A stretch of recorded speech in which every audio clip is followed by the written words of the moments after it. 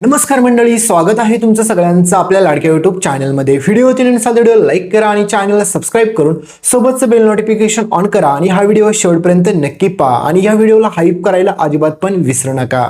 तर मित्रांनो, फायनली आपल्या कंबळीने आता चक्क ह्या कामिनीचं थोबाड सर्वांसमोर फोडलेलं असतं. तर आपल्या सदानंद आजोबांची देखील तब्येत आता पूर्णपणे बरी होताना तुम्हाला पाहायला भेटेल. तर हा सगळ्यात मोठा पुढचा ट्विस्ट आहे. तर नक्की काय घडतं त्याला संपूर्ण अपडेट जाणून घेऊया. तर कंबळी आता सगळ्यात मोठ्या आणि भयंकर शोधामध्ये असते. ते तुम्हाला माहितीच आहे की कंबळीला तिचा वडील कोण आहेत हे शोधून काढायचं असतं आणि त्यामध्ये बिचारा ऋषी देखील मात्र कंबळीची खूप साथ देत असतो आणि कंबळीला त्याच वेळेस कळालेलं असतं ज्यावेळेस ती मुंबईला पोहोचते आणि नयनताराची तिची भेट होते. त्यावेळेस मात्र कंबळीला समजलेलं असतं की ऋषीने माझ्यासाठी फक्त त्यांचं हक्काचं घर सोडलं ऋषी सरांनी. त्याच्यानंतर कंबळी आता कॉलेजमध्ये पुढे ॲडमिशन घेते आणि तिचं उर्वरित शिक्षण देखील आता ती पूर्ण करणार असते. पण दुसरीकडे सगळ्यात मोठा भयंकर गोष्ट घडलेली असते. कारण तुम्हाला माहितीच आहे की आता कामिनी ठरवते की काही जरी झालं तर ह्या माझ्या दादाला आता मला संपवलंच पाहिजे. कारण की याला जर मी नाही संपवलं तर ह्याला जर उद्या बोलता यायला लागले, ह्याची हालचाल जर व्हायला लागली तर हा माझा पर्दाफाश केल्याशिवाय शांत राहणार नाही. त्याच्यामुळे कामिनी प्रचंड घाबरलेली असते. तर कामिनी म्हणत असते की काही जरी झालं तरी ह्या म्हाताऱ्याला मी संपवल्याशिवाय शांत बसूच शकत नाही. तर दुसरीकडे मात्र आपली कंबळी आणि ऋषीची लव्ह स्टोरी पण आत्ताच सुरू होईल. कारण की मित्रांनो, ज्यावेळेस मात्र ऋषी आता बेघर झालेला असतो त्याच्यानंतर कंबळीला माहीत असते की आता ऋषी सरांचा सहारा म्हणून पण मीच आहे फक्त इथे. कारण की ऋषी सरांना पण माझी खूप गरज आहे. तर पुढे आता कंबळी आणि ऋषी यांच्या प्रेमाला आता खरी सुरुवात होते. तर दुसरीकडे तुम्हाला माहितीच आहे की नयनताराच्या मनामध्ये आणि डोक्यामध्ये किती जरी राग असेल तरी ऋषीबाबत प्रेमाचा एक सॉफ्ट कॉर्नर असतोच. कारण की पुढे नयनतारा म्हणते की ह्या कंबळीमुळे माझा ऋषी मला सोडून गेला ना, ह्या कंबळीने अशी काय जादू केली त्या ऋषीवरती ते मला शोधून काढायचंच आहे. एक दिवस या ऋषीला त्या कंबळीचा एवढा पश्चाताप होईल की तो स्वतःहून तिला सोडून निघून जाईल. तर दुसरीकडे मात्र आता कंबळी विचार करत असते की ऋषी सर काही जरी झालं तरी त्यांच्या घरी रिटर्न गेलं पाहिजे, यासाठी कंबळी प्रयत्न करत असते. पण ऋषी म्हणत असतो की हे बघ कंबळी, मी तर आता घरी काही जाणार नाहीये. कारण की मी जोपर्यंत तुझ्या वडिलांचा शोध घेऊन तुला देत नाही तोपर्यंत मी शांत बसणारच नाही. दुसरीकडे कंबळी म्हणते की आपण आपल्या पद्धतीने सगळ्या काही गोष्टी करू ऋषी सर, प्लीज तुम्ही काळजी करू नका. आणि तुम्ही असं तुमच्या घरच्यांना सोडून इकडे राहणं अजिबात पण बरं वाटत नाही. त्याच्यामुळे प्लीज तुम्ही घरी जावा. तर हे सगळं बोलल्याच्या नंतर मात्र आता पुढे नयनतारा ऋषीला माफ करते आणि ऋषी परत आता त्या घरामध्ये जाताना तुम्ही पुढे पाहाचाल. पण त्यावेळेस मात्र सगळ्यात मोठा ट्विस्ट येतो. कारण की रोहितची लायकी काय असते हे नयनताराला पण चांगलंच माहीत झालेलं असतं. कारण की जेव्हा ऋषीला सत्कारासाठी ज्यावेळेस इन्व्हिटेशन आलं त्यावेळेस मात्र रोहितने काय केलं हे नयनताराला चांगलंच समजलेलं असतं.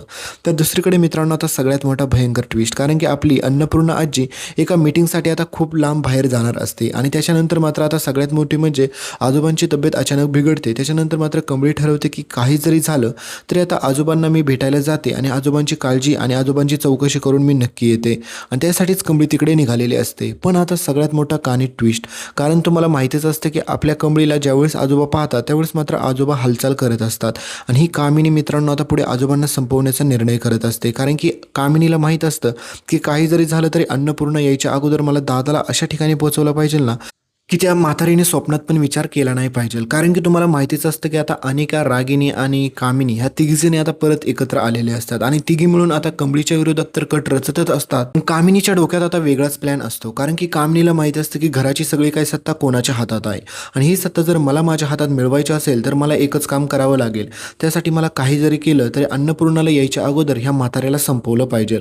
कारण की ह्या म्हाताऱ्याला संपवलं की ती म्हातारी खचून जाईल आणि ती खचून गेल्याच्या नंतर मात्र तिचा पण असाच एक दिवस गेम होईल आणि मग त्याच्यानंतर राहिला कोण? राजन. मग राजन तर काही सत्ता हातात घेणार नाही.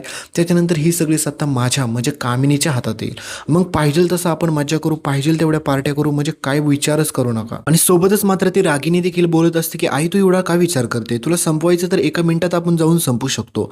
पण एवढं सगळं झालं तरी मात्र कामिनीला माहीत असतं की तिची मुलगी किती महामूर्ख आहे ते. कारण की कामिनी म्हणते की जर संपवायचं असतं तर मी आत्तापर्यंत संपवलं नसतं का. आपल्याला अशा प्रकारे संपवायचं आहे की आपल्यावरती कोणाचा संशय आला नाही पाहिजे. त्याच्यामुळे आपल्याला असं काहीतरी गेम करायचं आहे. तर दुसरीकडे मात्र आपली कंबळी त्या ठिकाणी येते आणि कंबळी ज्यावेळेस मात्र आपल्या सदानंद आजोबांजवळ जाऊन बसते आणि आजोबांचा हात हातात घेते त्यावेळेस मात्र आजोबा त्यांच्या बोटांची हालचाल करताना तुम्हाला पुढे पाहायला भेटेल. त्यावेळेस मात्र कंबळीला पण आनंद होतो. कंबळी राजन काकांना सांगते, म्हणते की आजोबांनी बोटांची हालचाल केली. आणि दुसरीकडे मात्र आता अन्नपूर्णा आजी देखील लवकरच रिटर्न येणार असतात आणि त्या पण लवकरच रिटर्न येताना तुम्हाला पण पाहायला दिसतील. आणि त्यावेळेस मात्र आता अन्नपूर्णा आजी देखील आजोबांना म्हणतात की हे बघा कंबळी आली, कंबळी आता तुमची खरी नातच आहे हे लक्षात घ्या तुम्ही. आणि हे सगळं बोलल्याच्या नंतर मात्र कामिनीला धक्का बसत असतो, कारण की कामिनीला वाटतं की ह्या म्हातारीला कळालं का काय खरं सत्य. कारण की काही जरी झालं तरी कंबळीचं सत्य इथं कळता कामा नाही आहे. त्याच्यामुळे कंबळीला लवकरात लवकर इथून बाहेर काढलं पाहिजे.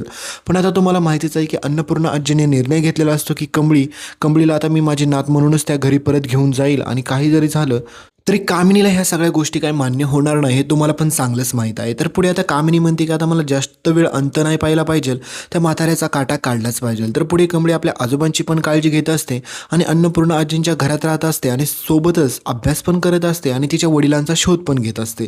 तर सगळी कामं कंबळीची सोबत चालूच असतात. पण आता सगळ्यात महत्त्वाचा कहाणीत येतो तो ट्विस्ट, म्हणजे कंबळी आणि ऋषीच्या लव्ह स्टोरीला नजर लागणार आहे ती म्हणजे सगळ्यात मोठ्या व्यक्तीची, ती म्हणजे नयनताराची. कारण की नयनतारा म्हणत असते की काही जरी झालं तरी त्या कंबळीला मी ऋषीच्या प्रेमात पडू देणारच नाही.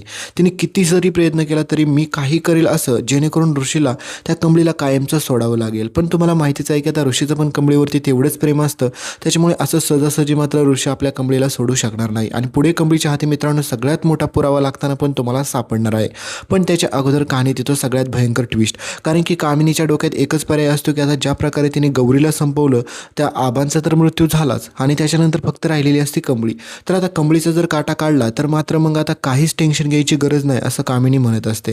त्याच्यामुळे कामिनी गुंडांना पैसे देऊन आता कंबळीचा काटा काढायला सांगते. पण तुम्हाला माहितीच आहे की कंबळीच्या मदतीला फक्त तिथे ऋषी धावून जात असतो आणि ऋषी आहे त्याच्यामुळे कंबळीच्या केसाला पण कोणी धक्का लावू शकणार नाही हे पण तुम्हाला चांगलंच माहीत आहे.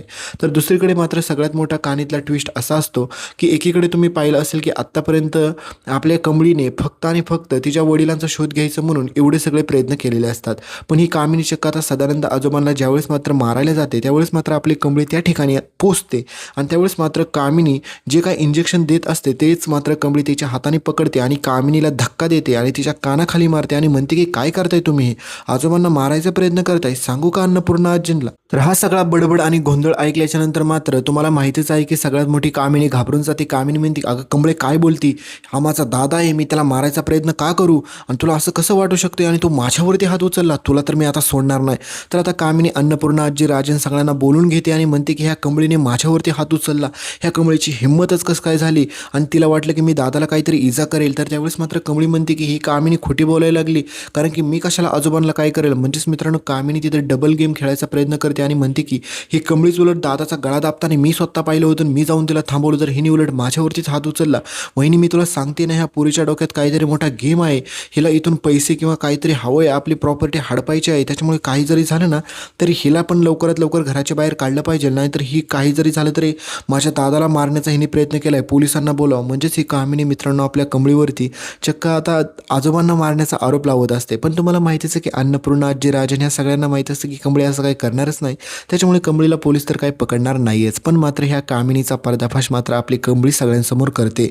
आणि सगळ्यात महत्त्वाचं म्हणजे मित्रांनो कहाणीमध्ये ट्विस्ट तर तेव्हा येतो कारण की ज्यावेळेस मात्र कंबळीला आता त्या गाडीच्या नंबर प्लेटबद्दल माहिती समजलेली असते आणि कंबळी आणि ऋषी ती माहिती काय आहे हे घेण्यासाठी आता चक्क RTO ऑफिसला जाणार असतात. आणि त्यावेळेस मात्र कंबळीसमोर येतं भयानक सत्य, ते म्हणजे आजोबांचं आणि सोबतच मात्र राजन काकांचं. तर काय घडतं पुढच्या व्हिडिओमध्ये मी संपूर्ण अपडेट सांगतो. इथपर्यंत व्हिडिओ पाहिला असेल तर व्हिडिओ लाईक करा आणि चॅनलला सबस्क्राईब करायला विसरू नका.